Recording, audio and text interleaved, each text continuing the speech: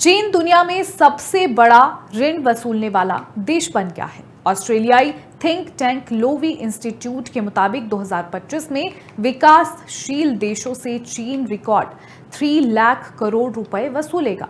1.9 लाख करोड़ तो 75 सबसे गरीब देश देंगे।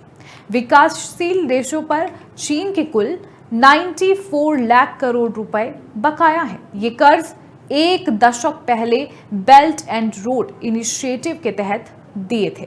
चीनी दबाव के चलते इन देशों में स्वास्थ्य और शिक्षा बजट पर खतरा मंडरा रहा है।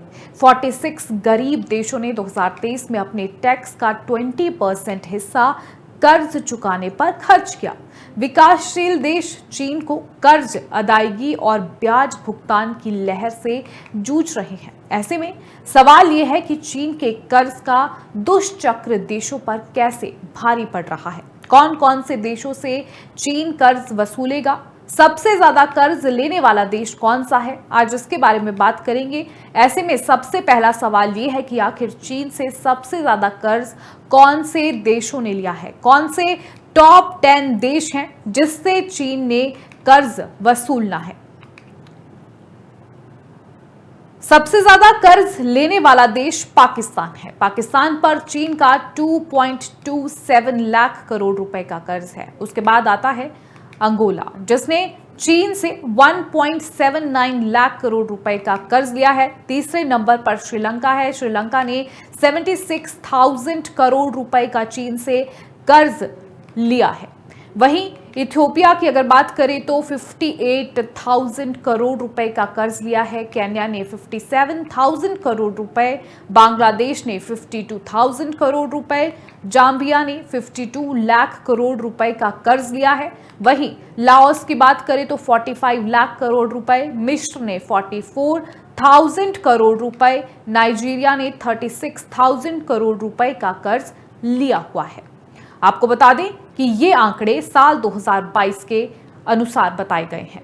बता दें कि चीन की आक्रामक कर्ज रणनीति BRI से शुरू हुई। 2013 में राष्ट्रपति शी जिनपिंग इसे लाए।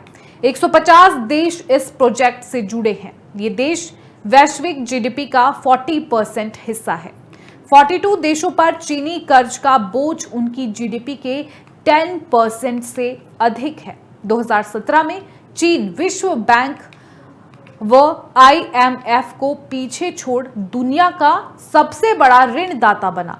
80% सरकारी कर्ज विकासशील देशों को गए।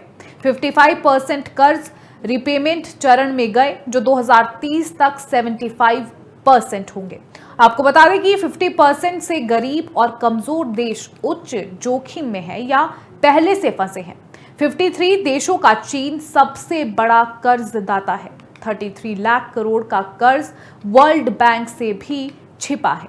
पाकिस्तान की बात करें तो 2024 में चीन ने 17 करोड़ रुपए के 17,000 करोड़ रुपए के ऋण की परिपक्वता बढ़ाई। ये ऋण पुनर्गठन की प्रक्रिया में है। अंगोला से मार्च 2024 में चीन के साथ मासिक भुगतान कम करने पर जो है सहमति बनी। श्रीलंका की बात करें तो 2022 में डिफॉल्ट कर चुका है। इसके चलते जो है अपना हम्बन टोटा पोर्ट 99 साल की लीज पर चीन को देना पड़ा। जाम्बिया भी 2020 में डिफॉल्ट हो चुका है। ऋण पुनर्गठन की बातचीत जारी है। चीन इस देश का प्रमुख कर्जदाता है।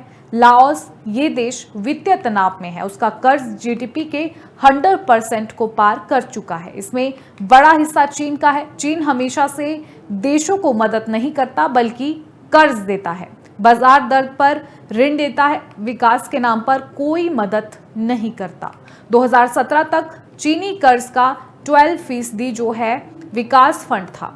ऊंचे ब्याज के साथ कम ग्रेस पीरियड और त्वरित भुगतान शर्तें भी रहती हैं। देश कर्ज के बदले प्राकृतिक संसाधन या संपत्तियां गिरवी रखते हैं। वेनेजुएला, अंगोला जैसे देशों में ऐसा किया है। देश विकास के बजाय संसाधनों से चीनी कर्ज चुकाते रहते हैं। अघोषित कर्ज की अगर बात करें तो ऋण सरकारी कंपनियों, स्पेशल पर्पस व्हीकल और संयुक्त उपक्रमों को देता है। गारंटी सरकारी होती है। देशों ने अपने जीडीपी के 5.8% के बराबर चीनी देनदारी रिपोर्ट ही नहीं कर रखी है। चीन उन देशों को प्राथमिकता देता है जो प्राकृतिक संसाधनों से समृद्ध है, रणनीतिक रूप से महत्वपूर्ण है या जहां लोकतंत्र कमजोर है। इससे भौगोलिक प्रभाव क्षेत्र विस्तार करता है। इन्हीं कारणों की वजह से चीन दुनिया में सबसे बड़ा ऋण वसूलने वाला देश बन गया है।